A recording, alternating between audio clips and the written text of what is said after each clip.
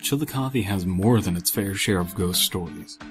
Most of the people around here are superstitious about any number of things, from roads not to drive on, to places and times not to be there, and finally, they have a massive amount of superstition about fire. But I'm a realist. Chillicothe has poorly lit roads in a massive state of disrepair, wandering crackheads that get aggressive by the cloak of night, and as for fires, well, that's something I have special insight into. Ramirez Santiago is a not-so-distant relative of mine, and in the 80s, he was the biggest cocaine dealer in all of Ohio. And by that, I mean he was basically the only cocaine dealer. Anyone dealing was working with Santiago, or they'd soon end up missing. But I was close to old Santiago. The work I did was clean. I was arrested a few times for possession of cocaine and promptly released. At the time, money seemed to solve everything. Santiago scared me before I worked for him. He seemed very callous and angry, but at 17, he offered me my first job, which I figured would be better than working at some diner or minimum wage grocery bagging job. I was right. He brought me into his office. It had dark brown walls with bright red trimming. There was a bookshelf with all the classics I wasn't reading in school at the time. Everything from Greek mythology to modern stuff like Catcher in the Rye. I didn't think Uncle Ramirez to be the type, until I realized reading was all he did while at work. That and sip tequila. The back wall had a set of racks full of top shelf and rare tequilas. That's all it had. No agave nectar, no orange juice or grenadine, certainly no icebox. Just tequila in old-fashioned glasses. He explained the differences between the tequilas, from the blancos to the extra añejos, and I sipped my first real tequila with Uncle Ramirez to celebrate my new job. El Don de la Familia Tequila Plata. It was an eye-opening experience. The burn and the headache I got from Jose Cuervo was absent from this drink. He said this is what fulfillment is. Not the burn, but the craftsmanship of a hard day's work. He told me that if he caught anyone working for him drinking Jose Cuervo, he'd kill him. But since I was family, I'd just be fired. I was also told that if I did good, one day, he'd share his Don Julio 1942 with me. So any given month, I'd be working at a front for money laundering. Santiago had a dry cleaners at one point, but that shut down and he transferred the property to his father. It remained closed during this time. He had a body shop that met a similar fate when authorities found out that half the employees didn't know jack shit about cars, including myself. But my favorite job was open all the time, an empty bodega that didn't sell drugs. We kept getting raided by the cops until they figured out it was a distraction. Uncle Ramirez had a subtle sense of humor. A year had gone by, and I was busted for the first time.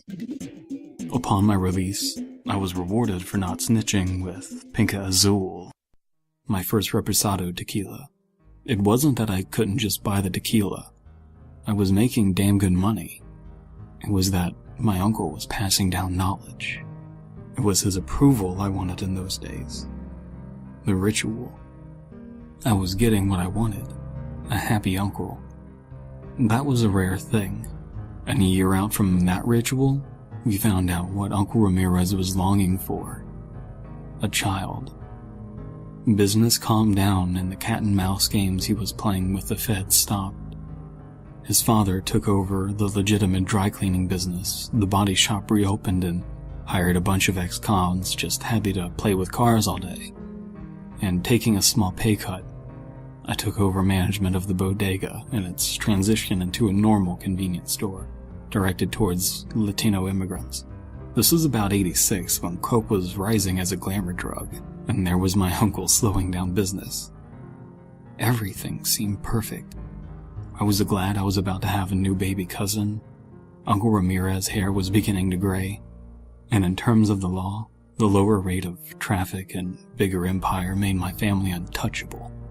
And at little Pierce's baby shower, Uncle Ramirez finally shared his Don Julio 1942 with me. That's when he said he was getting out of the drug trade. Then 97 rolls around. My wife and I were planning to move to Columbus to start a bar/restaurant. Ramirez had a falling out with Pierce's mother, who fled back to Cuba. She always was a little crazy, and randomly, Uncle Ramirez started calling me up in the middle of the night saying the feds were watching him. I was worried. Either he was dealing again, which I didn't want with Pierce around, or he was losing his mind. It happened 3-4 times a week for a period. We started looking after Pierce during these outbursts. What I didn't get was why he would start being paranoid now. He was never paranoid when he was dealing. Then, suddenly, it stopped. He stopped calling about the feds. Perhaps it was that our phones were tapped or something, but when I asked him in real life, he said it was fine. I knew something wasn't right, so when he took Pierce swimming one day, I checked out his office. I found notes about surveillance that promptly stopped. I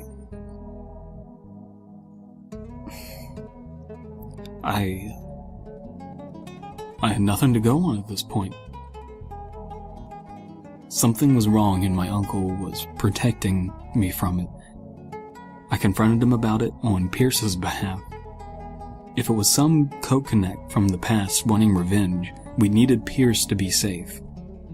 During this discussion, Ramirez looked more unhappy than he ever did before Pierce came along, but he tried faking a smile and offered me a glass of Don Julio like everything was fine. I refused him and I demanded to know what was going on. Then he said he didn't know. During that sit-down, I learned he was approached to help finance a counterfeit money ring. The long and short of it was that it turned out to not be a sting, but the building he purchased for the operation burned down. Then the same person who approached him about the counterfeits suggested an insurance fraud arson deal with his properties. He felt something didn't add up. So did I.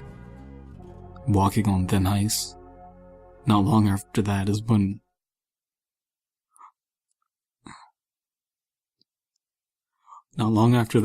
we lost little Pierce. Him and his friends were trapped inside of a sauna and only his friend made it out alive with Ramirez opening the door.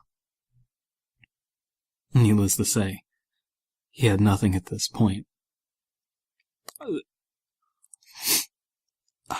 Suddenly and without warning, Ramirez befriended a silent white young man, about 17, 18. His name was Ken, and we suspected he was into some shady things. That is my wife and I, we wanted to make sure that my uncle was okay. But we knew it'd be safer to move away, so we did. But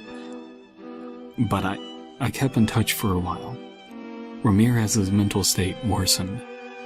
I asked about Ken and what he was up to.